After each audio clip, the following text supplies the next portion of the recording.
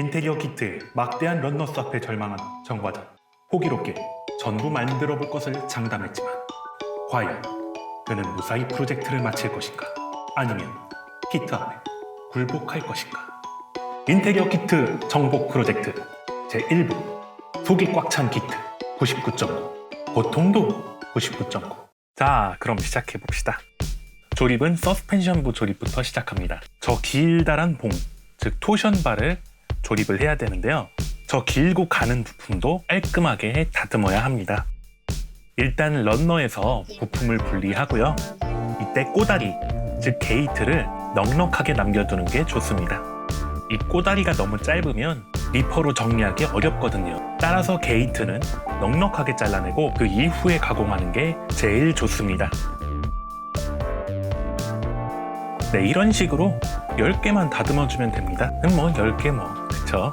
자, 다음에 아트 나이프로 남은 부분을 깨끗하게 깎아주는데요. 원래 칼을 다룰 때 날이 사람 몸 쪽으로 향하면 절대 안 됩니다. 저는 몇 번 베어보고 그리고 오래 숙달이 돼서 괜찮지만은 아트 나이프를 처음 쓰신다면 절대 이렇게 쓰면 안 돼요.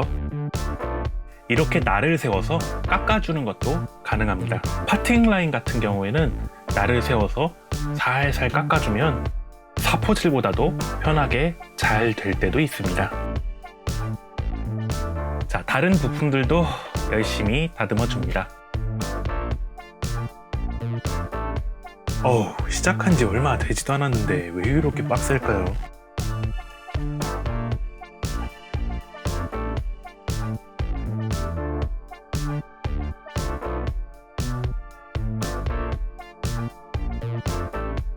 이제 토션바 부분을 접착할 건데요. 가동식으로 설계가 되어 있기 때문에 전부 접착하면 안 됩니다. 접착이 되어야 할 끄트머리 부분에만 접착제를 발라줍니다. 부품들이 얇고 가늘다 보니 부품을 제대로 고정하는 게 빡세네요.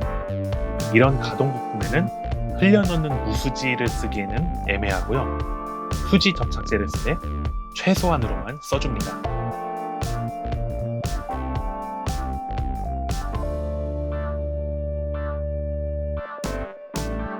접착하고 잘 눌러줘서 빈틈이 없게 간단하게 접착시켜주고요. 필요하다면 집게 같은 걸로 찝어서 확실하게 접착되게 해줘도 좋습니다. 그리고 차체에 접착시켜주면 끝! 자, 그럼 차체 탄약고도 만들어 봅시다.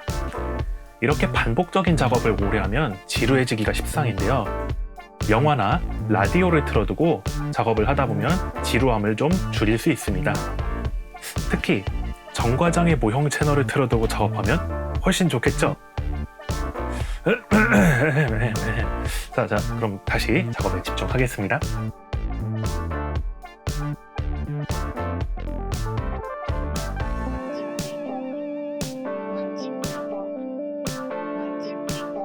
자, 그럼 이제 엔진불을 한번 맞춰봅시다.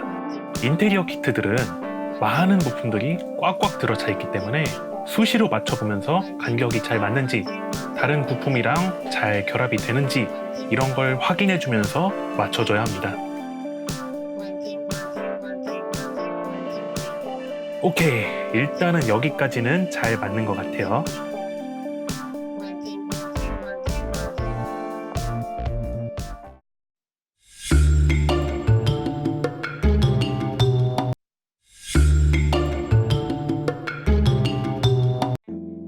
이제 차체 하부를 만들어 볼 건데요.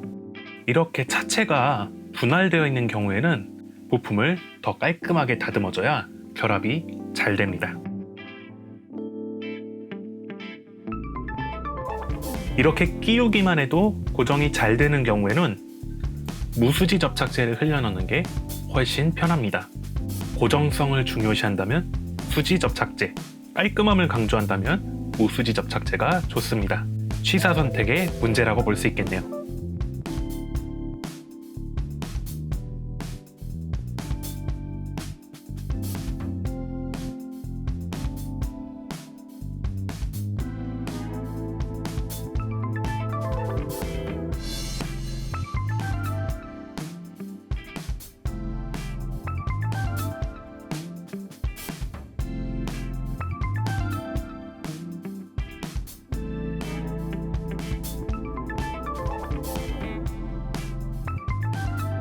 엔진룸 격벽을 차체 측면 부품에 접착해주고요.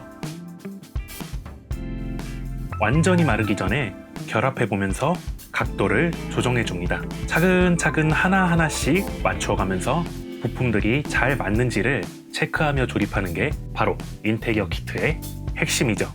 다행히 미니아트 T44는 전반적으로 잘 맞는 편이었습니다. 안 맞는 키트는 죄다 깎고 다듬고 그거 난리도 아니거든요. 이렇게 크고 널찍한 부품을 접착할 때는 마스킹 테이프 등으로 단단하게 고정을 시키고 비틀림을 잘 확인한 다음에 무수지 접착제를 흘려넣어서 접착하고 충분히 건조시켜야 제대로 접착이 됩니다.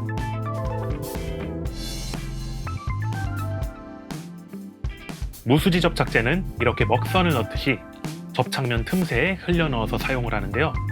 단 접착제 양이 많으면 넘쳐버리기 쉽기 때문에 적은 양을 자주 쓰는 식으로 하는 게 좋습니다. 접착제를 말리면서 혹시 이상이 있는지 부품들을 맞춰봅시다. 비틀림 등의 문제가 있다면 재접착을 해야 되기 때문에 이때 확인하는 게 좋습니다.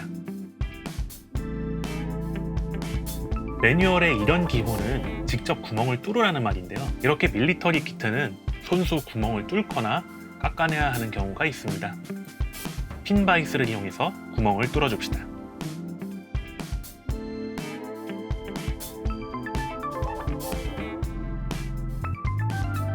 반대쪽 차체의 측면 패널도 접착합니다. 아까와 마찬가지로 마스킹 테이프로 고정하고 무수지 접착제로 접착합니다. 접착이 되었으니 한번 다른 부품들이 잘 들어가는지 체크해 줍니다.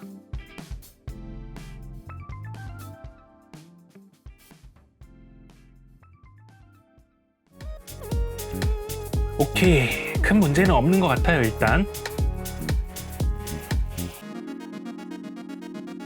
이제 완료된 부품들을 일부 도색해 줍니다. 인테리어 키트들은 전체를 완전히 조립하고 난 후에 도색하는 게 불가능합니다. 그래서 내부를 먼저 칠하고 외부를 만들고 그리고 다시 칠하는 식으로 가야 하죠. 그래서 인테리어 키트가 더 빡센 게요.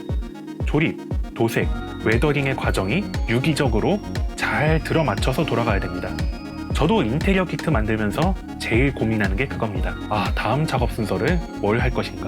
여러분들 인테리어 키트를 만드실 때는요, 이런 작업 순서를 충분히 고민하시면서 작업하시기 바랍니다. 도색은 최대한 차체 내부만 칠해지도록 해주는데요. 아직 차체 외부에 조립하고 접착할 게 많기 때문에 도료가 올라가면 접착이 잘 안 될 수가 있기 때문입니다. 이렇게 헤어드라이어로 아크릴 프라이머를 건조시켜줍니다. 이렇게까지 해서 차량 내부 프라이머 도색까지 마쳤습니다.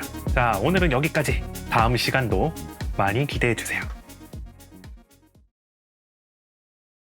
심야까지 계속되는 작업, 40개 포탄을 일일이 갈아야 한다는데 과연 그 끝은? 드디어 나왔다. 애칭 부품, 밀리터리 키트 난이도 상승의 주법. 과연 애칭을 어떻게 정복해야 하는가?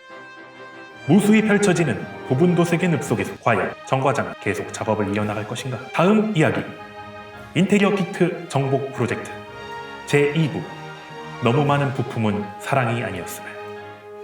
기대해주세요.